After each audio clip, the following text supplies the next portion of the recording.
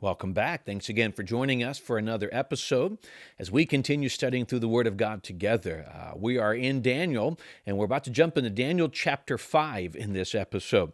Let me give you a little bit of context that happens between the end of chapter 4 and the beginning of chapter 5. You'll see if you were to read verse 5, or chapter 5, verse 1, it says, King Belshazzar made a great feast. And so what you find out is, obviously, King Nebuchadnezzar is no longer in charge. There is a gap of time. There you'll see here in a moment where it reads, talks about Belshazzar as Nebuchadnezzar's son. More than likely, possibly was his grandson, but they referred to him as father, kind of an ancestor type thing.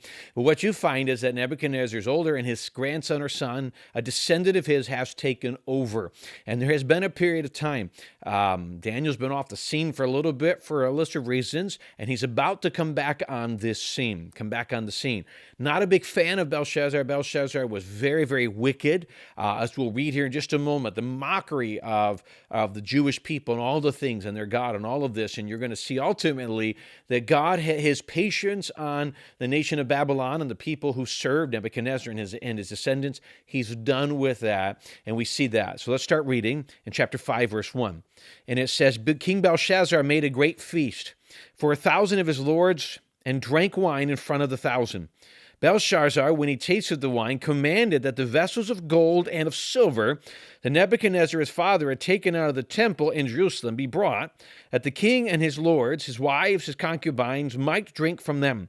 Then they brought in the golden vessels that had been taken out of the temple, the house of God in Jerusalem, and the king and his lords, his wives, and his concubines drank from them.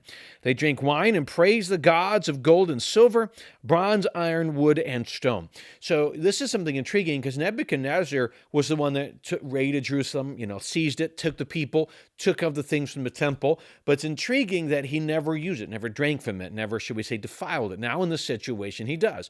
In this situation, he defiles that by bringing it up. Let's drink, let's mock, and he uses what were the Jewish forms of worship to worship false gods, gods of gold, god of silver. You see this absolute apostasy. You see they don't care, and there's a mockery to all things holy.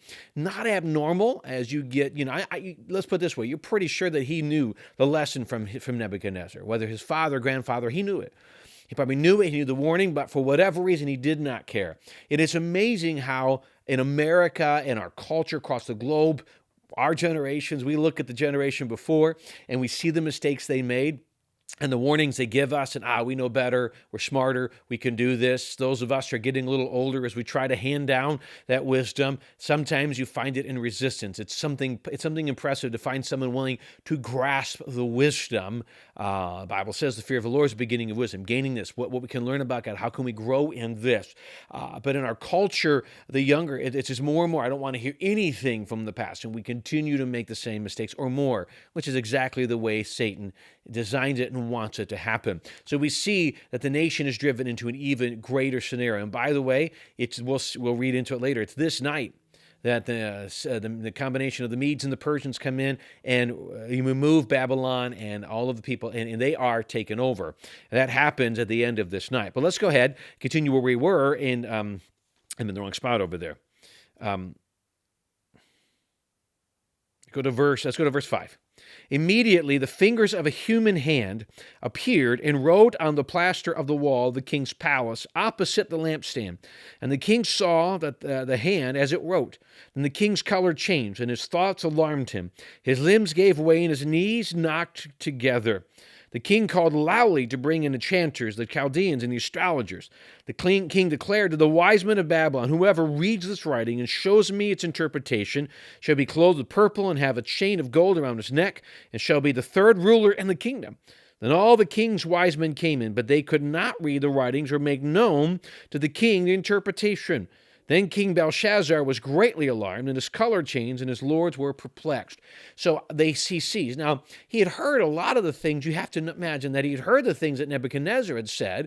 So to see a hand going out, okay, that got to be crazy and a bit freaky. They're writing in a language he did not recognize. You imagine he was an educated man, and so he's crazy. His color changed. He lost control of his body. There's a lot of things commentators believe happen at this point. Let's just say physically he is in absolute fear. He reaches out to the same people who were not able to answer to King Nebuchadnezzar. And they bring him in and they look, and here's the great issue. It's not like they could read the language and create an interpretation. They looked up at the wall and they see a language they don't see. God, in amazement, again says, I want to bring Daniel back into this. I want you to know it's from me.